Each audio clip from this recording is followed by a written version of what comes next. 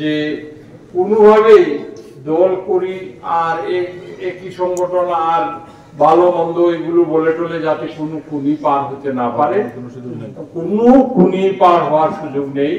আমরা আজকে এই কানাইঘাটবাসীর সামনে আমি ওয়াদা করে বলে গেলাম, খুনিকে আমরা অবশ্যই আইনের আওতায় নিয়ে আসবো এবং তার দৃষ্টান্তমূলক শাস্তি হবে। আমি এই তরুণ ছেলেটি শাহাদাত বরণ করেছে, আল্লাহ রাব্বুল আলামিনের কাছে দোয়া করি তাকে যেন এই বিজয়টা দান করে। আর আশা রাখি তার বিপদশায় চলার পথে যদি কোনো ভুল ভ্রান্তি হয় তাকে মাফ করবেন এবং তার পরিবার, বিশেষ করে মা বাবা ভাই বোন যারাই আছেন, তারা যাতে ধৈর্য ধারণ করতে পারেন, এই জন্য আল্লাহ রাব্বুল আলামিনের কাছে সকলকে ধন্যবাদ। আসসালামু আলাইকুম।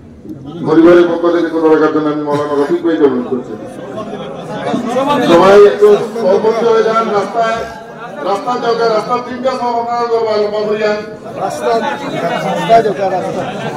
আধা আদালত পার হইলেও কোনো অসুবিধা নেই।